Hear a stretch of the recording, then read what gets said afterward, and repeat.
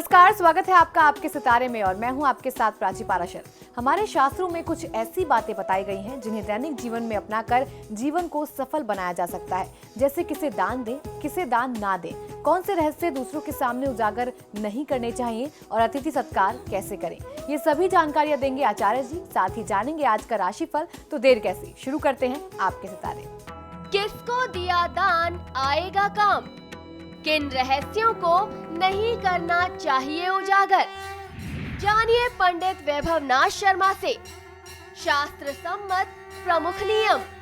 आपके सितारे में आप अपनी हर परेशानी का हल प्राप्त कर सकते हैं और अपने सवाल पूछ सकते हैं। तो स्टूडियो में हमारा साथ देने के लिए मौजूद हैं विश्वविख्यात ज्योतिषाचार्य और वास्तुशास्त्री पंडित वैभवनाथ शर्मा जी।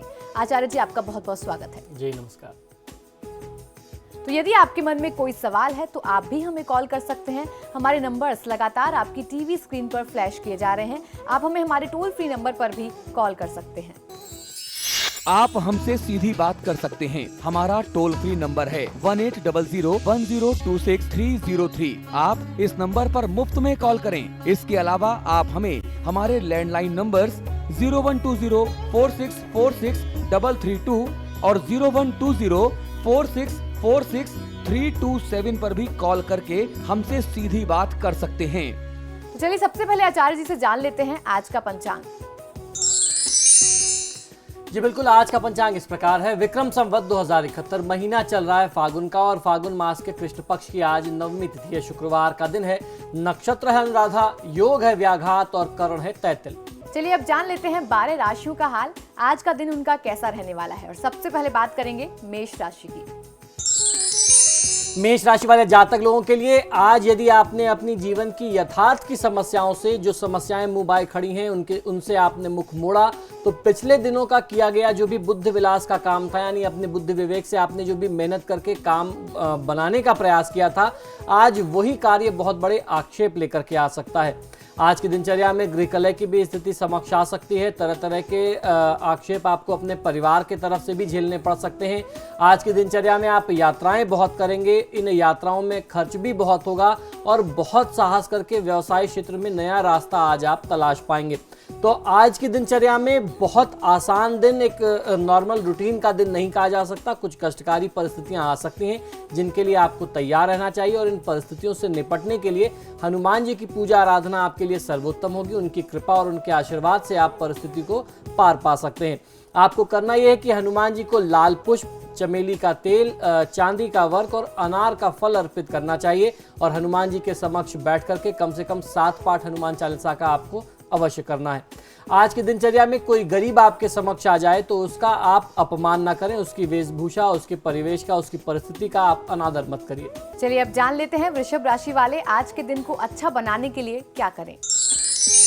वृषभ राशि वाले जातक लोग परिवार या पत्नी से चले आ रहे पुराने वाद विवाद का आज आपको कोई ना कोई समाधान प्राप्त हो सकता है। मित्रों के बीच चली आ रही गलतफहमियां भी अब समाप्त होने की स्थिति की तरफ बढ़ रही हैं।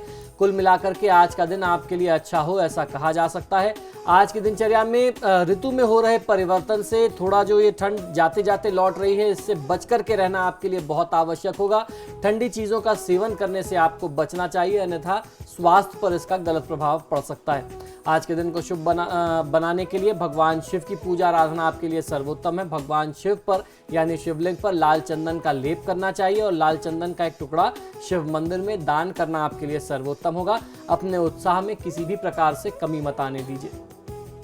चलिए अब जान लेते हैं मिथुन राशि वाले आज का क्या उपाय करें। मिथुन राशि वाले जातक लोगों के लिए, व्यापारियों के लिए यह समय काफी अच्छा कहा जा सकता है। आपकी आर्थिक स्थिति भी ठीक रहने वाली है। आप अपने भाई बहनों से वैचारिक मतभेद आज किसी कारण पर आपका हो सकता है, जिसको दूर करने की आवश्यकता है। अपने बुद्धि विवेक से इस प्रकार के मतभेदों को मत पनपने दीजिए। घर के वरिष्ठ सदस्यों की मदद से सब कुछ ठीक हो जाएगा। उनके बीच बचाव करने से परिस्थितियां सामान्य हो सकती हैं। आज की दिनचर्या में आपके साथ त्वचा संबंधी कोई रोग होने की संभावना, कोई स्किन एलर्जी आपको परेशान करे, ऐसे लक्षण बनते हैं जिसका आपको ध्यान रखना चाहिए। माता के स्वास्थ्य को लेकर के आपको कुछ चिंता, कुछ परेशानियां रह सकती हैं, तो माता का आपको ध्यान रखना है। ज़्यादा से ज़्यादा समय आज की दिनचर्या में आपको अपनी माता जी के साथ ही व्यतीत करना चाहिए। आज के दिन को शुभ बनाने के लिए ओम गोपालाय उत्तरध्वजाय नमः मंत्र का 108 बार जाप करें तो आपको फायदा मिलेगा। धन का बहुत ज्यादा व्यय करने से बचना चाहिए। और चलिए अब जान लेते हैं कर्क राशि वाले आज के दिन को शुभ बनाने के लिए क्या करें। कर्क राशि वाले जातक लोगों के लिए आज की दिनचर्या में समय बहुत ही विशेष है। आप भूमि संबंधी कार्य में रुचि लेंगे। प्रोफेशनल लाइफ, नौकरी और धन संबंधित कार्यों में आपको लाभ प्राप्ति के बहुत अच्छे योग बन रहे हैं। कोई रिश्तेदार, कोई इष्ट मित्र आपसे मिलने आ सकता है। आज की दिनचर्या में क्रोध आपको बहुत विशेष तौर पर प्रभावित करेगा, तो अपने गुस्से को नियंत्रित करना है, अन्यथा आपके बनते हुए कार्य आपके अपने गुस्से की वजह से या आपके जो रिश्ते, कुछ नए संबंध डेवलप हो रहे हैं वो आपके अपने गुस्से की वजह से प्रभावित हो सकते हैं। जीवन साथी के स्वास्थ्य संबंधी चिंता आपको परेशान कर सकती है, तो उनके स्वास्थ्य का ध्यान आपको रखना चाहिए। आज के दिन को शुभ बनाने के लिए महामृत्युंजय स्वरूप का, भगवान शिव का जो महामृत्युंजय स्वरूप है, अगर आप उनका ध्यान और पूजन करते हैं, महामृत्युंजय मंत्र का जाप करते हैं तो आपको फायदा मिलेगा। इसके साथ साथ थोड़े से चावल उबाल करके उनमें देसी घी डाल करके कुछ मीठा, चीनी या शक्कर मिला करके किसी खुले स्थान में पशु पक्षियों के लिए यह भोजन आप रखें तो आपको फायदा मिल सकता है। समय बहुत ही बहुमूल्य है, उसको आपको समझना चाहिए, उसका आपको लाभ उठाना चाहिए। इस बहुमूल्य समय को यूं ही मत गंवाइए। चलिए अब जान लेते हैं सिंह राशि वाले आज के दिन को अच्छा बनाने के लिए क्या उपाय करें। सिंह राशि वाले जातक लोग, आज की परिस्थिति आपके लिए पिता से कुछ विरोध और वाहन संबंधी कुछ असुविधा का संकेत करती है। पिता से किसी बात पर मनमुटाव हो जाए, कुछ ऐसी स्थिति बन सकती है आपके लिए, तो आपको अपनी सूझबूझ से इस टकराव की स्थिति को टालना होगा। उसका कारण यह है कि पिता के लिए कुछ असुविधाजनक समय है। ये संकेत उनके लिए ज्यादा खराब मिलते हैं। तो जब आपको मालूम है कि उनका समय ठीक नहीं चल रहा, परिस्थितियां उनके विपरीत हैं, तो ऐसे में आपको उनसे बहुत विरोध या किसी भी बात को लेकर के लड़ाई झगड़ा नहीं करना है। आपको उनसे अपनी तरफ से ज्यादा सहयोग के भाव रखने चाहिए। जब आप ऐसे भाव रखेंगे तो दिन जो है आपके लिए बहुत अच्छा हो जाएगा, शुभ परिणामों से परिपूर्ण रहने वाला होगा। जो काम असंभव थे आज की दिनचर्या में, वो काम आपको आसान बनते हुए नजर आएंगे, आसान लगने लगेंगे। मित्रों के लिए ये कसौटी भरा समय है। आप अपने मित्रों को परख सकते हैं। आपकी आवश्यकता पड़े आप अपने मित्रों को बुलाएं, तो ये आपके मित्रों के लिए कसौटी भरा समय है। कौन आपके लिए कितनी ईमानदारी से, कितनी निष्ठा से आपकी जरूरत के समय पर खड़ा होता है, आज ये आपको पता लग जाएगा। आज की दिनचर्या को शुभ बनाने के लिए देवी दुर्गा की पूजा आराधना सर्वोत्तम होगी। इसके साथ साथ गाय को रोटी पर सरसों का तेल लगा करके 2 टुकड़े गुड़ के साथ अपने हाथों से खिलाइए, बहुत अच्छा लाभ मिल सकता है। किसी भी कार्य को करने में बहुत ज्यादा उत्सुकता मत दिखाइए। और चलिए अब जान लेते हैं कन्या राशि वाले आज क्या करें। कन्या राशि वाले जातक लोगों को आज की दिनचर्या में अपने कार्य को, अपनी जिम्मेदारियों को नजरअंदाज करने पर समस्या बढ़ सकती है। यदि आप इन दिनों जन्म स्थान के आसपास स्थानांतरण या भ्रमण का प्रयास कर रहे हैं तो आपको असफलता मिलेगी। आज का दिन जो है वह संतान पक्ष के लिहाज से बहुत शुभ फलदायी होगा और आर्थिक लाभ भी आपको मिलेगा। मित्रता का परीक्षण आज आपके लिए भी हो सकता है। आज आप अत्यधिक श्रम करेंगे, यानी आम दिनों से ज्यादा मेहनत करने की स्थिति आज आपके लिए बन रही है। जितनी मेहनत करेंगे उतना अच्छा आपको मीठा फल आज मिलने वाला है। आज के दिन को शुभ बनाने के लिए भगवान श्री सीताराम जी की पूजा आराधना आपके लिए सर्वोत्तम होगी। इसके साथ साथ आपको ध्यान में रखना है कि अपने घर में, अपने परिवार और आपके आसपास, आपके समाज में जो भी बुजुर्ग महिलाएं हैं, खासतौर पर उनका आप सम्मान करें। किसी भी कारण से, किसी भी परिस्थिति में उनका अपमान आपको नहीं करना चाहिए और अपने खराब स्वास्थ्य को आप बिल्कुल भी नजरअंदाज ना करें। और अब जान लेते हैं तुला राशि वालों का आज का दिन कैसा रहने वाला है। तुला राशि वाले जातक लोगों के लिए आज की दिनचर्या में आर्थिक साधन के लिए किसी की सहायता लेनी पड़ जाएगी, परंतु आजीविका के क्षेत्रों में या बाहर के व्यावसायिक रिश्तों में आपको अच्छी खासी मदद स्वतः ही मिलेगी। लोग आपके लिए आज मदद करने को तत्पर होंगे और आपका काम यूं ही हो जाएगा। लेकिन आज परिस्थिति ऐसी बनती है कि आपको आर्थिक सहायता किसी से, फाइनेंशियल हेल्प लेनी पड़े। दाम्पत्य संबंधों में या प्रेम संबंधों में आज आपको सावधानी रखनी चाहिए। आपके संबंध प्रभावित होने के संकेत बनते हैं। थोड़ी सावधानी से ही आज आपकी दिनचर्या में कोई बहुत बड़ा रुका हुआ काम हो सकता है। व्यापारिक मामलों में आज आप सफल रहने वाले हैं, ऐसे लक्षण बनते हैं। आज के दिन को शुभ बनाने के लिए भगवान विष्णु की पूजा आराधना करने के साथ साथ अपने गुरु का आशीर्वाद लेना चाहिए और इसके साथ साथ कार्य में अगर कोई बाधा या कोई रुकावट आ जाए तो उससे आप तनावग्रस्त ना हो। तो चलिए अब जान लेते हैं वृश्चिक राशि वाले जातक आज के दिन को अच्छा व्यतीत करने के लिए क्या करें। वृश्चिक राशि वाले जातक लोगों के लिए आज की दिनचर्या में दाम्पत्य जीवन सुखमय रहने के लक्षण आज मिलते हैं। सुखमय जीवन का आप लाभ ले सकते हैं। मित्रों व अपने साथी का पूरा सहयोग मिलेगा। कोई पुराना स्वास्थ्य संबंधी कोई रोग, कोई बीमारी फिर से एक बार उभर करके आपको परेशान कर सकता है, तो अपने स्वास्थ्य का ध्यान रखिए। जो आप रूटीन चेकअप कराते हैं वो आपको कराते रहना चाहिए। दुर्व्यसनों का त्याग करना चाहिए, तो भी आप स्वास्थ्य लाभ को प्राप्त कर सकते हैं। बच्चों के स्वास्थ्य का भी आपको इस दिन में, आज की तिथि में विशेष ध्यान रखना है। किसी विशेष कार्य में भाग्य का पूर्ण सहयोग, पूरा समर्थन ना मिल पाए, वो काम बहुत महत्वपूर्ण मोड़ पर जाकर के रुक जाए, ऐसे लक्षण भी आज बनते हैं। तो ऐसी परिस्थिति में आपको निराश नहीं होना, क्योंकि आप उस कार्य की ज्यादा से ज्यादा भूमिका तो पूरी कर चुके हैं। जो एक छोटा सा काम अटक रहा है, आज का दिन साथ नहीं देगा, अगले दिन आप उस कार्य को पूरा कर सकते हैं। आज की तिथि को शुभ बनाने के लिए माता पार्वती की पूजा आराधना आपके लिए सर्वोत्तम होगी। इसके साथ साथ पशु पक्षियों के साथ गाय को अपने हाथों से भोजन देना, चावल खिलाना, अन्न दान करना बहुत अच्छा लाभ देगा। निवेश के लिए अगर आप तैयारी कर रहे हैं तो इन्वेस्टमेंट से बचना चाहिए। निवेश के लिहाज से ये समय, ये परिस्थिति आपके पक्ष में नहीं है। और अब जान लेते हैं धनु राशि का राशिफल। धनु राशि वाले जातक लोगों के लिए आज की दिनचर्या में आपका पराक्रम बढ़ने के कारण आप अपने कार्य क्षेत्र में आज सब काम बहुत आसानी से कर सकते हैं। वो कार्य भी जो पिछले काफी समय से रुके हुए थे। व्यापारियों के लिए दिन बहुत अधिक लाभदायी तो नहीं दिखाई देता है, लेकिन फिर भी आज की दिनचर्या में जो सामान्य रूटीन के काम हैं वो कहीं से रुकेंगे नहीं। परिवार के साथ प्रसन्नता का माहौल बनता दिखाई देता है। जीवन साथी के साथ अनुकूल संबंध स्थापित होंगे।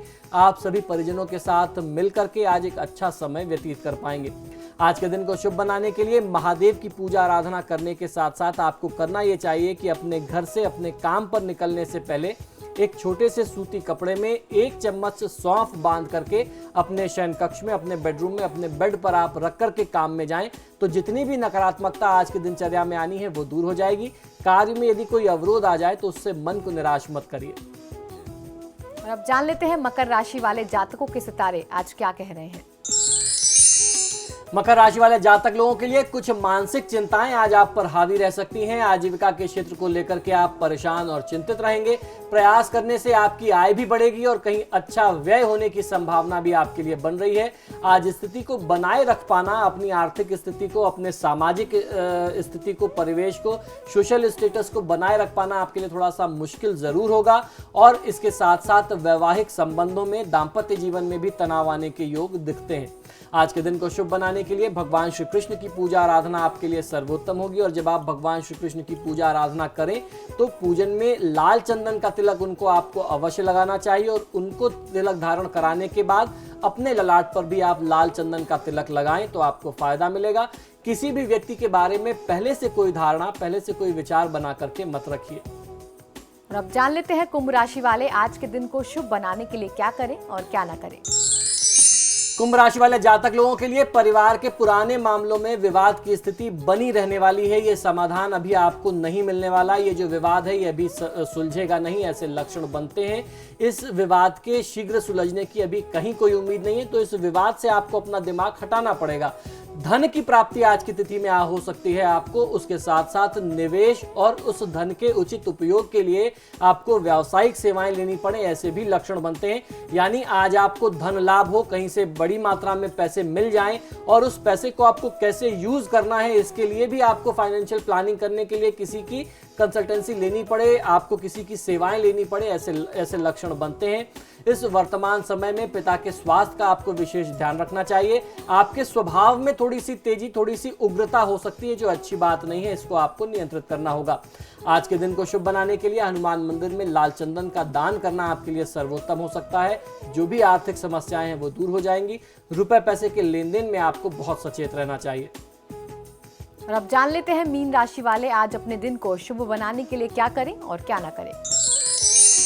मीन राशि वाले जातक लोग अचानक धन प्राप्ति के योग आपके लिए बनेंगे। दिन बहुत ही आज का शुभ बनता दिखाई देता है। आपकी आर्थिक स्थिति सुधरेगी, सामाजिक मान सम्मान बढ़ेगा, परिवार में भाई बहनों के लिए उनकी तरफ से शुभ समाचार प्राप्त होगा और आर्थिक मामलों में भी सुधार आने के लक्षण बनते हैं। वर्तमान समय में ऋण प्राप्ति की जो कोशिशें आप कर रहे थे वह प्रयास आपके सफल होने वाले हैं। आज की तिथि को शुभ बनाने के लिए आपको करना ये चाहिए कि सत्यनारायण भगवान की पूजा आराधना करनी चाहिए। यदि संभव हो जाए तो एक समय आप व्रत करें और एक समय आप भोजन करें तो आपको लाभ मिलेगा। मन की चंचलता को नियंत्रित करना चाहिए। तो फिलहाल यहाँ रुकेंगे एक ब्रेक के लिए। ब्रेक के बाद जानेंगे आज का महा उपाय, जिसमें जानेंगे शास्त्र सम्मत कुछ ध्यान रखने योग्य बातें। तो बने रहिए हमारे साथ।